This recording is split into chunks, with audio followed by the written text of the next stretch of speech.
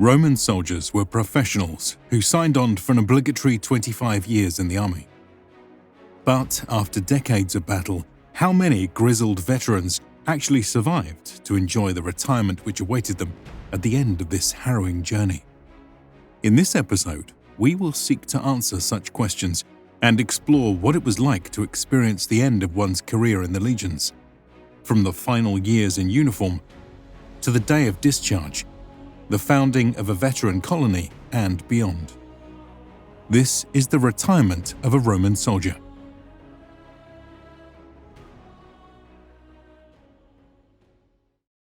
Roman generals famously built world-conquering armies on the backs of their veterans, and I like any game that lets you handpick a crack team of elite soldiers to go to war with. And you can build such a force from over 700 champions through today's sponsor, Raid Shadow Legends. Raid's actually been doing a great job when it comes to scratching my itch for on-the-go dungeon diving, boss fights, and arena battles. The game has a massive amount of replayability, and there's always something new to do. For instance, from January 9th to March 5th, players will be able to collect 5 Monster Hunter-themed legendary champions.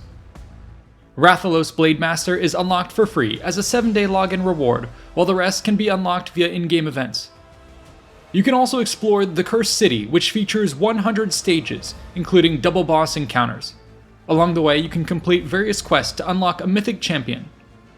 So be sure to download Raid Shadow Legends and use the code RAIDXMAS until the end of January.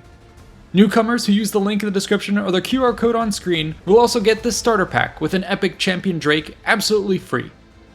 Once you're in, come find me under the name Invicta H and join our clan, Invicta History. Enjoy, and see you out there. And finally, I also wanted to shout out the 2 reenactment groups that made this episode possible: Veteris Milites and Imperium Romanum. Imperium Romanum actually has their own YouTube channel, which I highly recommend you check out because they make their own fantastic documentaries and clearly have the passion and skill to pull it off to superb results. I'll link both in the description below. When recruits joined the Roman army, they did so on condition that they serve a fixed number of years in uniform. Augustus had first established an official term of 16 years, with an additional 4 served as Evocatus, or reservist. Yet, as manpower concerns arose, the terms of this deal were altered. For the next few centuries, Roman soldiers now signed on for 20 years of duty, with an additional 5 years as Evocati. Thus we see that the bulk of one's career in the army would be spent as a regular, slowly gaining seniority and perhaps moving up the ranks of the non-commissioned officers. This was the steady grind which defined much of one's life in the legions. However, in the last few years, soldiers would finally receive the status of an Evocatus. This came with a range of benefits. For one, Evocati were generally exempt from menial labor, such as entrenchment and construction. Furthermore, in battle, they would be held back as reserves, only to be engaged when the situation became particularly dire. Yet, this is not to say that nothing was expected of such veterans. After all, they were among the most knowledgeable men of the army. Thus it was that they would be counted on to impart their knowledge and experience to the rest of the legion. This might be done formally with technical lessons in drill and combat. However, much more was imparted from their paternal relationship to the younger men of the army, steeping them in a way of life and legionary culture which could be traced back over the generations. In this way, veteran troops were just as important to the pride and heritage of a legion as the legionary standards themselves.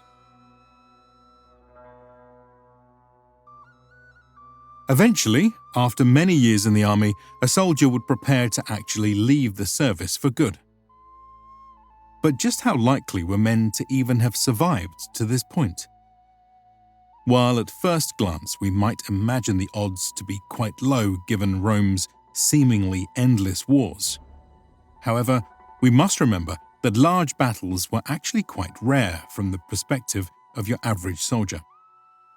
Rather, everyday accidents, desertion, and diseases were far more likely to cut short one's career than an arrow or sword. As for what percentage of recruits might be expected to retire, that would have varied from time to time and place to place. Given our spotty records, it's hard to give a number with much confidence. That being said, academics tend to agree that it was likely at least above 50%. This idea seems to be supported by the behavior of Romans themselves, who acted as if the promises of retirement were very much an attainable goal. So, if we accept that retirement was a rather common occurrence, now we might ask, what did this look like? Well, just as today, the Roman army recognized various forms of discharge. An honorable discharge, or honesta missio, would be granted to all whose records indicated they had truly fulfilled their entire obligation, or whose obligation was reduced as a reward by imperial decree. Yet, as we alluded to, soldiers might instead find themselves leaving the service early due to illness or injury. Such medical discharge, or missio causaria, was no trivial matter. This designation required a thorough examination to confirm that it was extremely unlikely that a soldier would ever recover sufficiently to serve again. For example, one highly decorated cavalryman named Serapion had an 18-year term cut short due to colic, which was likely a term for kidney stones. Leaving the service in this way was generally no less honourable than having served a full term, though the size of one's post-discharge rewards was usually scaled in proportion to their years of service up to that point. On the flip side, soldiers who had committed serious crimes or had been found in dereliction of their duties might be dishonourably discharged. Those who received a so-called missio ignominiosa were stripped of any rights and privileges which accompanied an honourable discharge. In addition, they were barred by law from ever entering imperial service again, or even from living in Rome itself. In some periods, such men may have been branded or tattooed with a sign of their status. But regardless of how a veteran was discharged, the process would involve paperwork. After all, the Roman military bureaucracy had its own army of scribes which kept meticulous records of their troops. A soldier's entire career would have been well documented. Retirement was no different. For instance, we know that Roman auxiliaries and praetorians received official diplomata upon discharge. These listed the soldier's unit, status, and other details while acting as a notarized copy of the official records back in the archives at Rome. While legionary veterans don't seem to have been granted the same type of bronze tablets, they likely had other forms of documentation. Such memorabilia were received with great pride by soldiers and would be venerated within their family for generations to come. Having thus officially retired and with proof in hand, veterans would now begin reaping the various rewards of their service. Such boons had gradually evolved over the course of the Republican era, but it was Emperor Augustus who first formalized this tradition for the imperial age. The following inscription details one such law pertaining to military retirement. Quote, Imperator Caesar, son of God, triumvir for the second time for the settlement of the state, declares, I have decided to proclaim that all veterans shall be granted exemption from tribute, to bestow on them, their parents and children, and wives they have or shall have, exemption in every respect, and so that they may be Roman citizens with every proper legal right, they are to be exempt from taxation, free from military service, and excused from the performance of compulsory public services.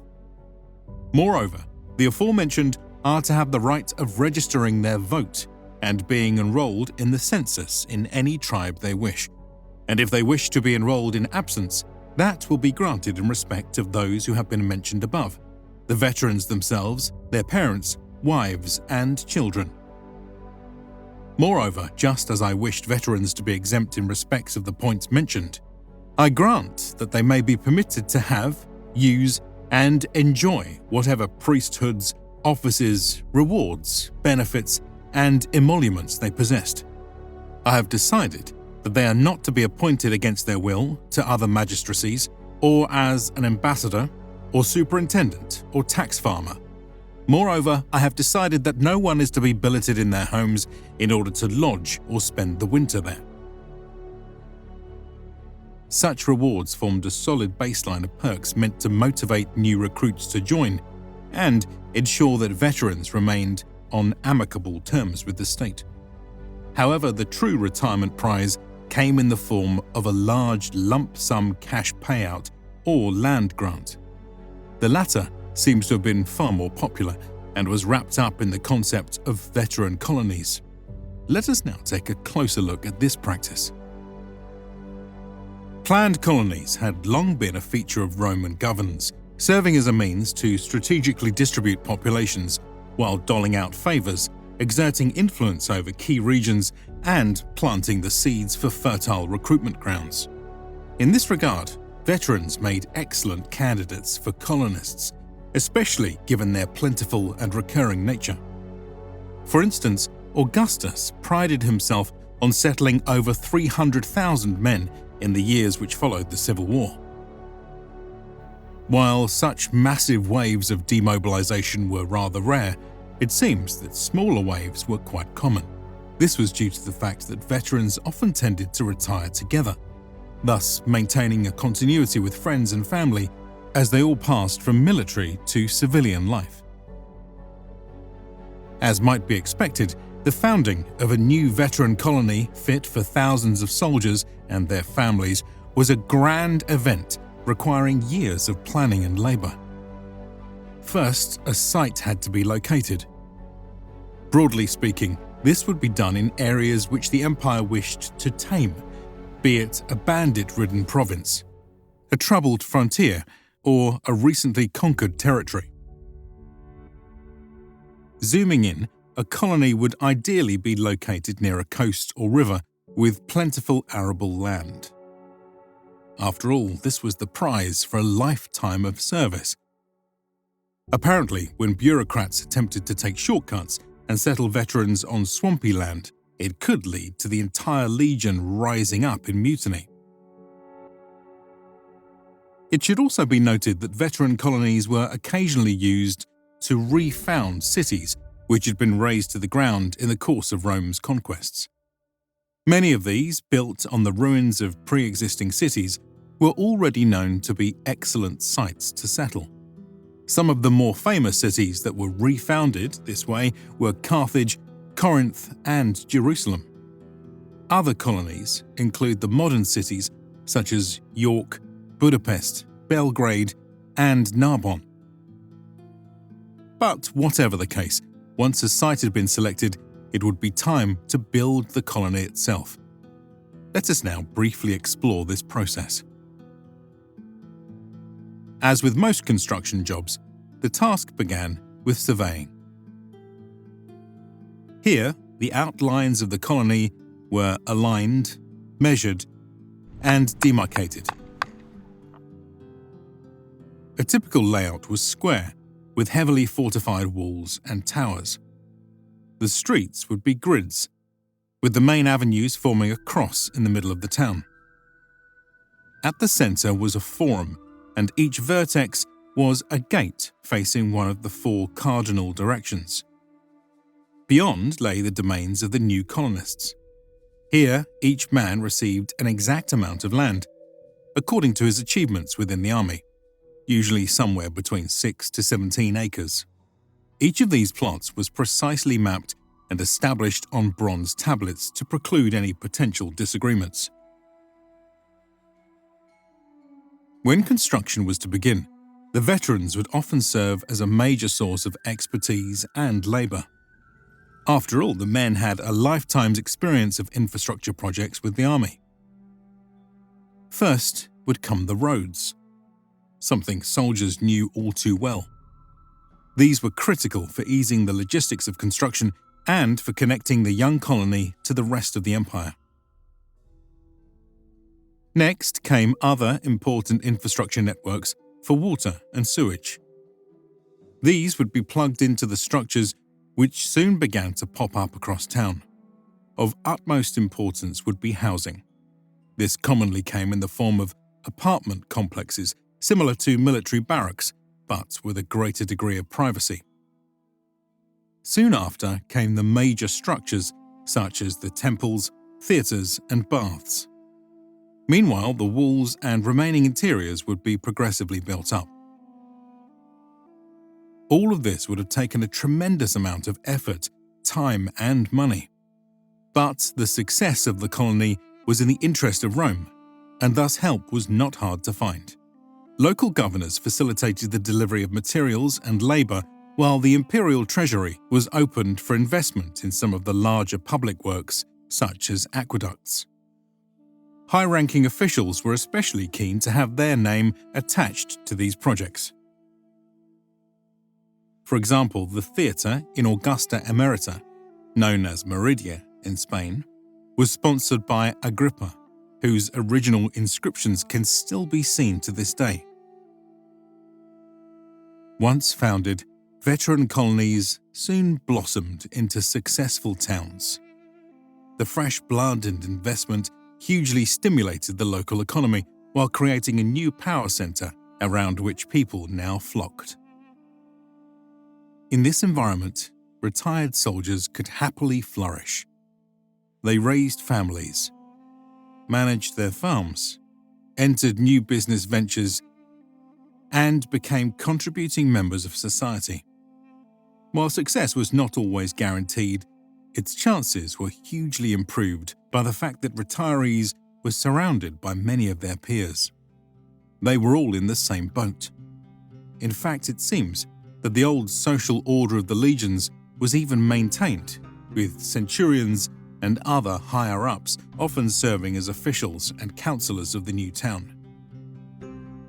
In this way did the old veterans of the empire transform into some of its most loyal citizens, whose sons and grandsons would, in time, go on to follow in their footsteps. I hope you've appreciated this series as we trace the long career of a Roman soldier from recruitment to retirement. Their lives were more than just warfare, and it is important that we remember this human side of our ancestors.